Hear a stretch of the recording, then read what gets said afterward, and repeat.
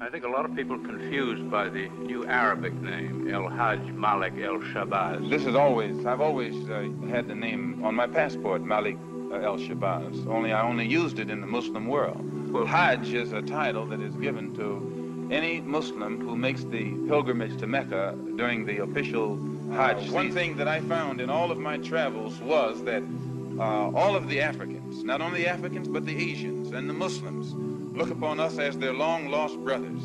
And America had actually tricked many of them into a hands-off policy by giving them the impression that she was honestly trying to do something to solve the problem.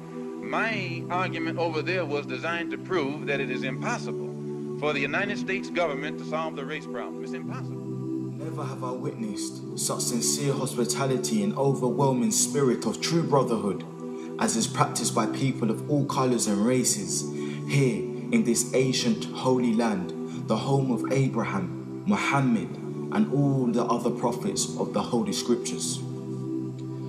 For the past week, I've been utterly speechless and spellbound by the graciousness I see displayed all around me by people of all colours. I've been blessed to visit the holy city of Mecca. I've made my 7 circuits around the Kaaba, led by a young mutawaf named Muhammad. I drank water from the well of the Zamzam. I ran 7 times back and forth between the hills of Mount Al-Safa and Al-Marwa. I've prayed in the ancient city of Mina, and I've prayed on Mount Arafat.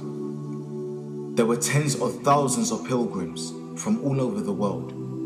They were of all colours, from blue-eyed blondes to black-skinned Africans. But we were all participating in the same ritual, displaying a spirit of unity and brotherhood that my experiences in America had led me to believe never could exist between the white and non-white. America needs to understand Islam because this is the one religion that erases from its society the race problem. Throughout my travels in the Muslim world, I have met, talked to and even eaten with people who in America would have been considered white, but the white attitude was removed from their minds by the religion of Islam. I have never before seen sincere and true brotherhood practiced by all colours together, irrespective of their colour. You may be shocked by these words coming from me, but on this pilgrimage, what I have seen and experienced has forced me to rearrange much of my thought patterns previously held, and to toss aside some of my previous conclusions. This was not too difficult for me. Despite my firm convictions, I have always been a man who tries to face facts and to accept the reality of life as new experience and new knowledge unfolds it.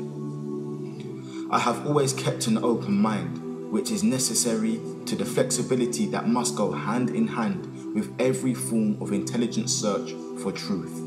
During the past 11 days here in the Muslim world, I have eaten from the same plate, drunk from the same glass, and slept in the same bed or on the same rug, while praying to the same God, with fellow Muslims, whose eyes were the bluest of blue, whose hair was the blondest of blonde, and whose skin was the whitest of white.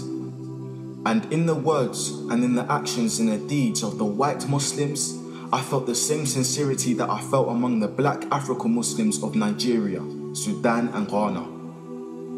We were truly all the same brothers because their belief in one God had removed the white from their minds, the white from their behavior, and the white from their attitude. I could see from this that perhaps if white Americans could accept the oneness of God, then perhaps too they could accept the reality, the oneness of man, and cease to measure and hinder and harm others in terms of their differences in colour. With racism plaguing America like an incurable cancer, the so-called Christian white American heart should be more receptive to a proven solution to such a destructive problem. Perhaps it could be in time to save America from imminent disaster, the same destruction brought upon Germany by racism. that eventually destroyed the Germans themselves.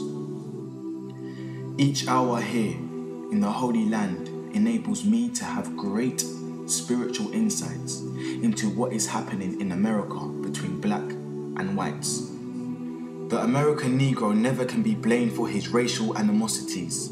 He is only reacting to 400 years of the conscious racism of the American whites.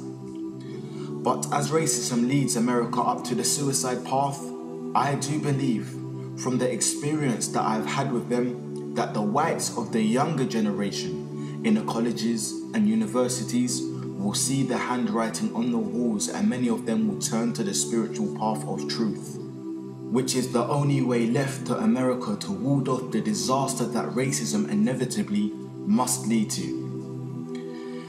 Never have I been so highly honored. Never have I been made to feel more humble and worthy. Who would believe the blessings that have been heaped upon an American Negro? A few nights ago, a man who would be called in America a white man, a United Nations diplomat, an ambassador, a companion of kings, gave me his hotel suite and his bed. Never would I have even thought or dreaming that I would ever be a recipient of such honors. Honors that in America would be bestowed upon a king, not a Negro. All praise is due to Allah, the Lord of all the worlds. Sincerely, Al-Hajj Malik Al-Shabazz, also known as Malcom X.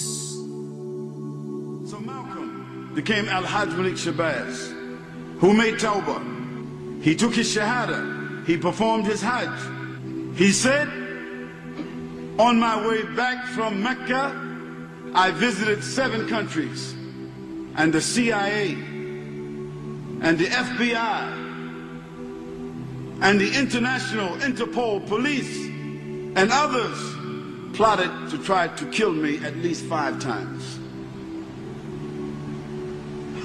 You don't have to ask yourself why they were plotting to kill this man. If I recall, I'm pointed out that while I was at Mecca making the pilgrimage, I spoke about the brotherhood that existed at all levels and among all people who were there on that Hajj, who had accepted the religion of Islam.